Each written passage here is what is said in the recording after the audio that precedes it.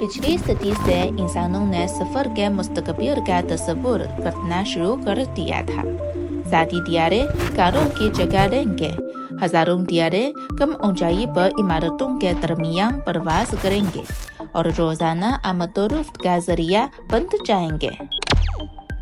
अब हर चीज की तेज रफ्तार तरक्की का दौर है। शहरों की तरक्की के साथ साथ ट्रैफिक का हुजूम भी बढ़ रहा है। ऐसा लगता है कि कारें अब लोगों की सफरी जरूरियात पूरी नहीं कर सकते। उड़ने वाली कारों के ज़ुहूर ने कम ऊंचाई के सफर का एक नया दरवाजा खोल दिया है। आपको तजस्सुस हो सकता है कि उड़ने वाली गाड़ियों का असल मतलब क्या है और इनकी मकबूलियत और कमर्शलाइजेशन कितना वक्त लगेगा। तो आज हम शाओफंग हुइथिए में आए हैं ताकि इन सवालात के जवाब को दरियाफ्त करें।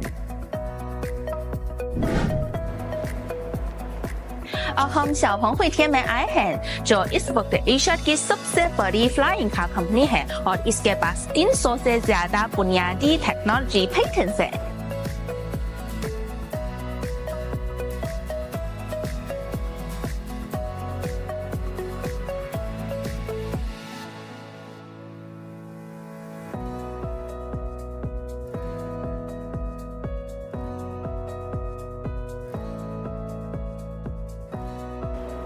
कुछ अरसे कबल छावरा X2 ने ग्वांगझो के CBD में अपनी पहली परवाज़ बाहिफाजत मुकम्मल की। उड़ने वाली कारें धीरे धीरे ज्यादा लोगों की तवज्जो हासिल कर रही हैं।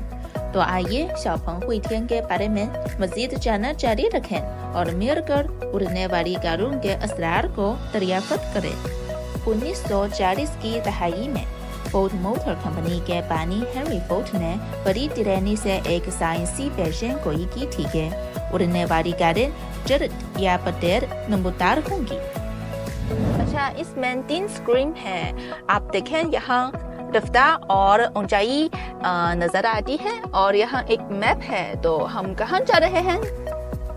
21वीं सदी में दाखिल होते हुए फ्लाइंग कार टेक्नोलॉजी की मजीद अपग्रेडिंग के साथ eVTOL यानी इलेक्ट्रिक उमूदी take off and landing aircraft उड़ने वाली कारों की तरक्की का एक अहम मरहला बन गया है, जिससे आहिस्ता आहिस्ता उड़ने वाली कारों के मैदान के लिए एक नया खाका खुल रहा है।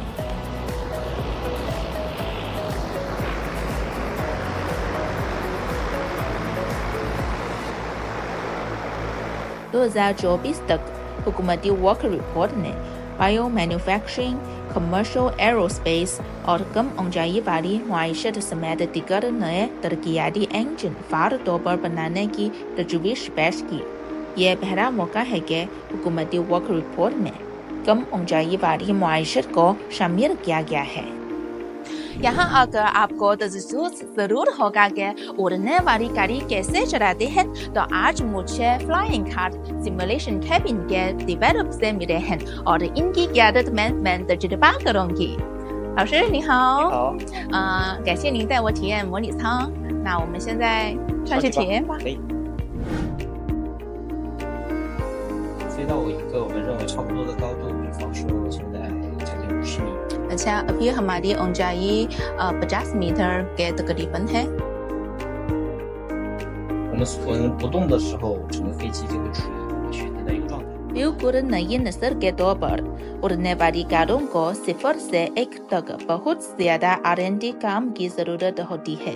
इसलिए R&D मरहले के दौरान डेवलपर अक्सर सिमुलेशन कैबिन के जरिए टेस्ट करवाते हैं ताकि इब्तिदाई मराहिल में डिजाइन की मुश्किलात को हल किया जा सके।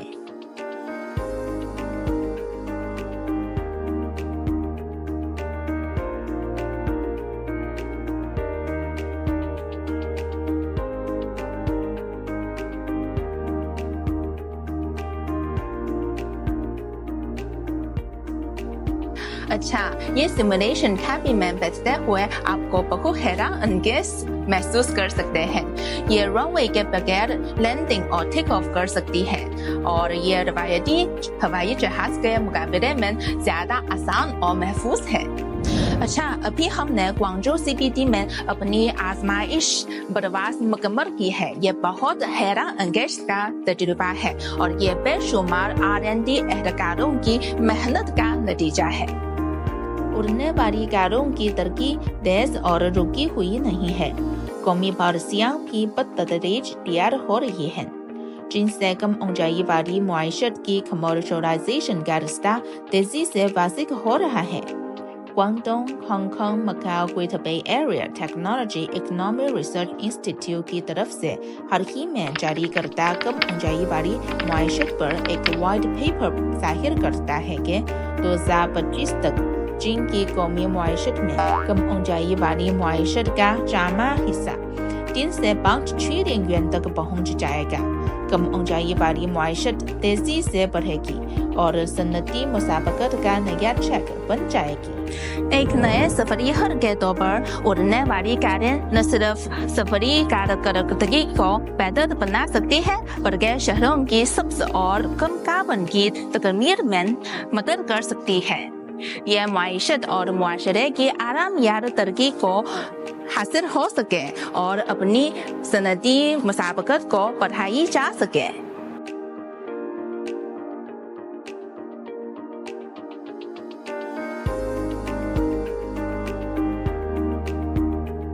R&D एहलकारों की तरफ से हमें दिए गए इस इश्तराक और सिमुलेशन कैबिन के तजर्बे के बाद हमें उड़ने वाली कारों और कम ऊंचाई वाली मुआशरत की इब्तिदाई समझ हासिल हुई है।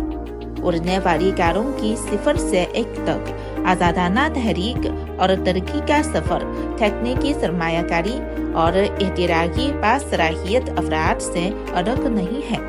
मुझे यकीन है कि अगले 5 से 10 सालों में कम ऊंचाई वाली मुआशरत हमारी जिंदगियों में जम हो जाएगी, जिससे बहुत से फवाइद और सहूलियतें आएंगी।